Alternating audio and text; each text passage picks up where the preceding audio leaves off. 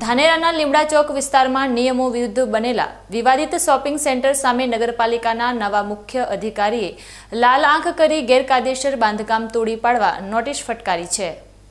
ધાનેરા શહેરના હાર્દ સમાન લીમડા ચોક વિસ્તારમાં આવેલું એક કમર્શિયલ શોપિંગ સેન્ટર તેની શરૂઆતથી જ વિવાદોના વમળમાં ફસાયેલું છે। સીટ નંબર 35 અને સિટી સર્વે નંબર 601, 602 તથા 606 પર બનેલા આ શોપિંગ સેન્ટરમાં નિયમોનું સરેઆમ ઉલ્લંઘન થયું હોવાની ફરિયાદો ઉઠી હતી। અગાઉ આ મામલે ધાનેરા નગરપાલિકાની ભૂમિકા પણ શંકાના દાયરામાં આવી હતી, જેને પગલે પૂર્વ સદસ્ય દ્વારા પરવાનગી રદ કરવા રજૂઆત કરાઈ હતી। નવાઈની વાત એ છે કે પૂર્વ મુખ્ય અધિકારીએ અગાઉ આ શોપિંગ સેન્ટરને સીલ માર્યું હતું, પરંતુ બાદમાં ફરી પરવાનગી આપી દેતા અનેક સવાલો ઉઠ્યા હતા। નગરપાલિકાના વહીવટ પર ઉઠેલા સવાલો વચ્ચે હવે નવનિયુક્ત મુખ્ય અધિકારી નંદન ગોસ્વામીએ આ મામલે કડક વલણ અખ્તિયાર કર્યું છે। મુખ્ય અધિકારીએ શોપિંગ સેન્ટરના માલિક સેજલબેન કલ્પેશભાઈ શાહને કાયદેસરની નોટિસ ફટકારીને પાયાની જાણ કરી છે। નોટિસમાં સ્પષ્ટ જણાવ્યું છે કે નકશા અને નિયમોની વિરુદ્ધમાં થયેલું તમામ બાંધકામ 30 દિવસની અંદર માલિકે પોતાના ખર્ચે દૂર કરવાનું રહેશે।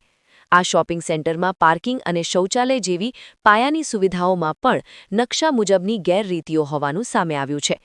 એવા પણ આક્ષેપો થઈ રહ્યા છે કે કેટલાક એજન્ટો દ્વારા નાણાંની લેતીદેતી કરીને અગાઉ આ બાંધકામની પરવાનગી મેળવી લેવામાં આવી હતી। જો કે નવા મુખ્ય અધિકારીએ આ વિવાદાસ્પદ પરવાનગી પર હાલ રોક લગાવી દીધી છે અને નકશા મુજબ જ બાંધકામ રાખવા આદેશ કર્યો છે।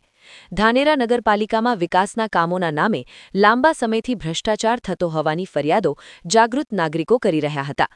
નવા મુખ્ય અધિકારીના આ આકરા નિર્ણયથી ભ્રષ્ટાચારી તત્વો અને નિયમ વિરુદ્ધ બાંધકામ કરનારાઓમાં ફફડાટ વ્યાપી ગયો છે। શહેરના સજ્જન નાગરિકોમાં આ નિર્ણયને પગલે નગરપાલિકાના કુશળ અને પારદર્શક વહીવટ માટે નવી આશા જાગી છે। તંત્ર દ્વારા કરવામાં આવેલી આ કાર્યવાહીથી ધાનેરામાં ગેરકાયદે બાંધકામ કરનારાઓ માટે લાલ બત્તી સમાન કિસ્સો બન્યો છે। હવે જોવાનું એ રહે છે કે 30 દિવસની મુદત બાદ શોપિંગ સેન્ટરના માલિક દ્વારા બાંધકામ દૂર કરાય છે કે તંત્ર બુલડોઝર ફેરવશે।